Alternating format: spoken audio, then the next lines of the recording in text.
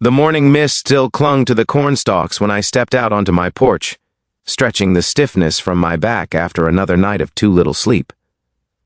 Harvest season always did that to me. Long days, short nights, and a constant feeling that something could go wrong at any moment, but nothing could have prepared me for what I saw this time. From the hill where my house sat, overlooking all 30 acres of the farm, something glimmered, something that shouldn't have been there. A silver line cut straight through the heart of my field, sparkling under the early sunlight. I rubbed my eyes, thinking maybe I was imagining it.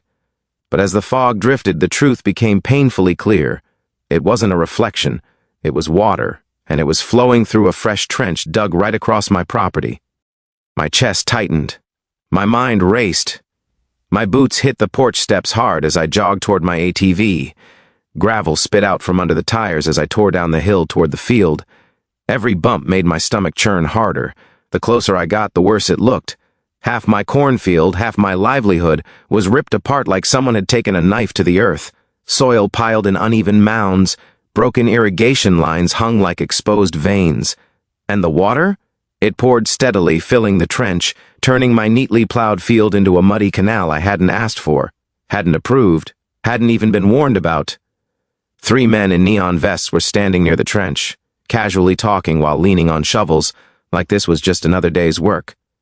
One of them flicked a cigarette into the dirt. I stopped the ATV with a jolt, jumped off, and stormed toward them. "What the hell is this?" I yelled before any of them could pretend they didn't see me coming. The one with the cigarette looked up first. Gum popped between his teeth as he stared at me with the bored, dead-eyed expression of someone who'd done this kind of damage before, and would probably do it again tomorrow. "Morning," he said lazily. "Morning?" I snapped, gesturing at the destruction. "You dug through my farm. Who authorized this?" He shrugged, not a care in the world. "HOA directive, sir. They said to start the canal extension here. Good water flow area, they said." "The HOA?" I repeated, disbelief pressing against my ribs. "The HOA doesn't own this land. I do. They can't just cut through private property." He smirked. "Well, they told us it was approved." "By who?" I demanded. "HOA president's signature." He tapped a clipboard. "Said you were fine with it." I laughed, a harsh, humorless sound. I'd remember signing away my field to be butchered.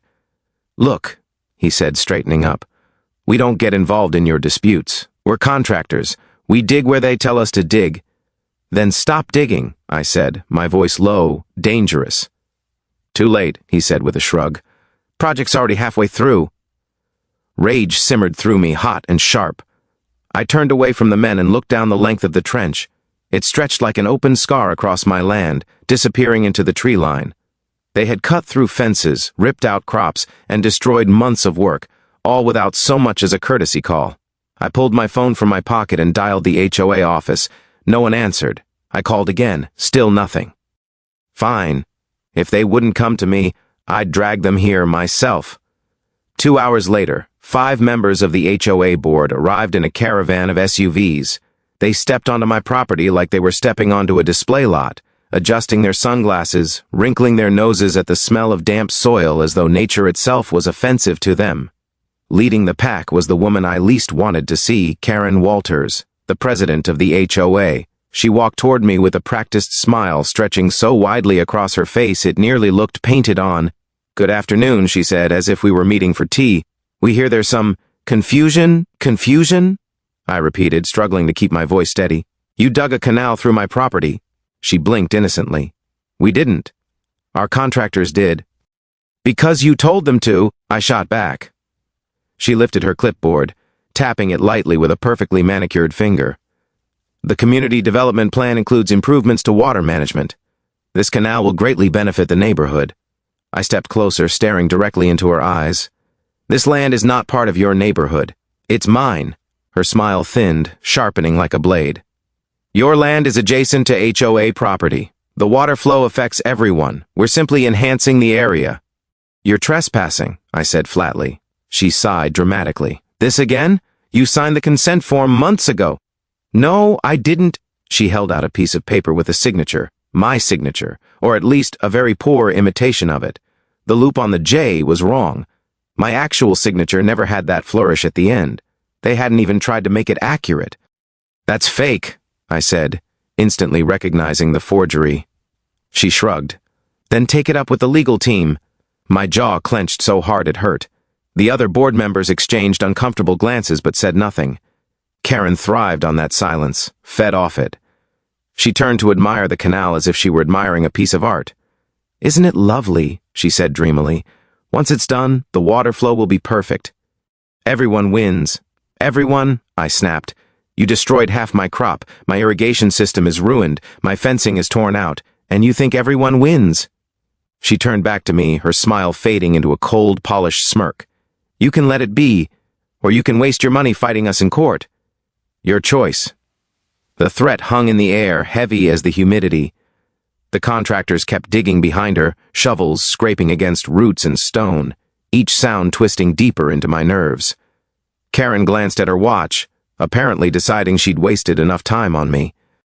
She waved her hand dismissively toward the canal. "It's already done. Trying to undo it will only make matters worse. For you." Then she and her entourage turned and walked back to their SUVs, heels sinking into the soil they apparently had so little respect for. I watched them leave until the dust settled and the engines faded into the distance. My field was torn apart, my work ruined, and my rights trampled. But as I stared at that ugly canal, something inside me shifted, something cold, sharp, determined. If they thought they could bully me, if they thought they could walk all over my land, if they thought I'd just accept this, they were dead wrong. I whispered to myself, voice steady as iron. "Fine, you dig your canal, I'll build my road." The next morning arrived before I was ready for it. Sleep hadn't come easily. What little rest I'd gotten was broken by flashes of frustration, anger, and a constant replay of Karen's smirk. But when the sun finally rose, slicing across the horizon in soft gold, I already had my boots on and the ignition of my tractor rumbling beneath me. If the HOA thought they could carve through my land without permission, then they were about to see what I could do with the rights they'd tried to trample. I parked by the barn and looked over the field, at the wound they'd left behind. The canal zigzagged in a sloppy path across my perfectly straight rows. Water still trickled through it, sparkling under the morning light like it was proud of itself. I could feel my anger starting to rise again, but I forced myself to breathe. Anger wouldn't fix anything, but a plan would. I grabbed my notebook, flipped to a blank page, and made a rough sketch, a straight line cutting across the canal. A road, a farm access road that had been on my mind for years but never felt necessary, until now. The canal had unintentionally given me a reason, and legally I had every right to build one. Within an hour I had every piece of heavy machinery I owned positioned around the site. My excavator sat ready, its massive arm coiled like a resting beast. The backhoe hummed, hydraulics whining, and the grader, old but reliable, idled steadily like it was eager to get to work. This wasn't a simple fix, this was a statement. My cousin Eli arrived soon after, his pickup rattling like it always did. He stepped out, slid his cap lower, and looked at the canal with a long whistle. "HOA did this?" he asked. "Yesterday," I said, "without permission." His jaw tightened. "Then what's the plan?" I pointed to the sketch. "We're cutting a road straight across their canal." Eli grinned. "Now that is the kind of petty revenge I live for. We got to work." The excavator ripped through the dry edges of the canal first, widening the area where the road would cross. With each scoop of soil, I felt some of the weight on my chest lift. The roar of engines drowned out the frustration. The smell of churned earth replaced the metallic taste of anger. This was my land, and I was reclaiming it one bucket of dirt at a time. Eli hauled over the steel culvert pipe we'd salvaged years ago. We'd always thought it might be useful for something someday. Today was that day. Together, we lowered it into the trench, adjusting it until it sat perfectly level. Water flowed through it smoothly, diverted but uninterrupted. Exactly what the county would require. By noon, sweat dripped from my brow, soaking the collar of my shirt. Dust clung to my arms. My gloves were torn at the thumb. But the road was starting to take shape, a firm, elevated mound of packed earth stretching across the canal. It was practical, it was legal, and most importantly, it cut directly through the HOA's unwanted project. Eli tossed me a bottle of water. "Think the HOA's gonna come storming in?" "I hope they do," I muttered. The timing couldn't have been more perfect. The rumble of engines in the distance was unmistakable. A line of SUVs approached, tires crunching across the gravel, stopping abruptly near the canal.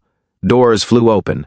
and out stepped Karen Walters, her expression somewhere between disbelief and outrage. Her heels sank into the grass as she marched toward us, clutching her clipboard like it was a weapon. Behind her, the rest of the board trailed nervously, watching the machinery with uneasy eyes. "What?" she hissed. "Is this—" I wiped the sweat from my forehead with the back of my hand. "A road."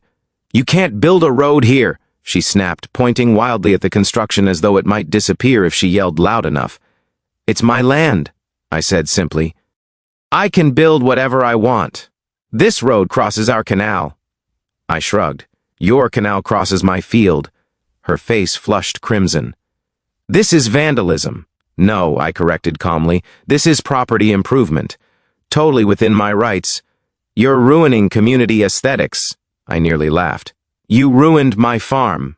Her mouth opened and closed like she was searching for a comeback but couldn't find one. Her board members exchanged uncomfortable glances, shrinking back a little as though they were suddenly unsure whose side they should be on. Karen jabbed a finger toward the culvert. "That thing is not up to code." I crossed my arms. "You sure about that?" Before she could answer, another vehicle approached from the main road, a county inspector's truck. I'd called him earlier, requesting an emergency review. If HOA wanted to play the legality game, I'd bring in someone who actually knew the rules. The inspector stepped out, clipboard in hand, surveying the area with practiced eyes. He walked along the roadbed, checked the culvert, examined the grade, and nodded to himself. Finally, he turned toward Karen. "Well," he said, "the landowner has every right to build an access road on his property. The culvert is properly installed. Everything appears within county standards." Karen blinked rapidly. But our canal shouldn't have been dug across private land without a permit," the inspector finished flatly. "You'll be receiving a notice about that." If silence had weight, hers could have crushed a boulder. Karen stood frozen, lips pressed so tightly they nearly disappeared. The other board members stepped back even farther, pretending not to know her. The inspector turned to me. "You're good to continue. Just send me photos once you've laid the gravel." "Will do," I said. He nodded, climbed back into his truck, and drove off. Karen's glare could have burned a hole in steel. "This isn't over," she muttered before turning sharply and marching back to her SUV. "Oh," I called out, "I sure hope it isn't—" She didn't look back. By late afternoon, the road was finished, smooth, wide, sturdy. Gravel crunched beneath my boots as I walked across it. It felt solid, permanent, mine. The canal beneath it, already losing water flow thanks to the poorly planned route the HOA had chosen. Within a month, it would dry out completely. But my road? My road would stay forever, an unspoken reminder of what happens when the HOA plays games on someone else's land. When I stood back and looked across the field, the sunset painting the sky in streaks of orange and pink, I felt something I hadn't felt since this mess started. Peace, not because I'd won, but because I'd refused to be pushed around. And that road, cutting clean across the canal, it was the most satisfying thing I'd ever built.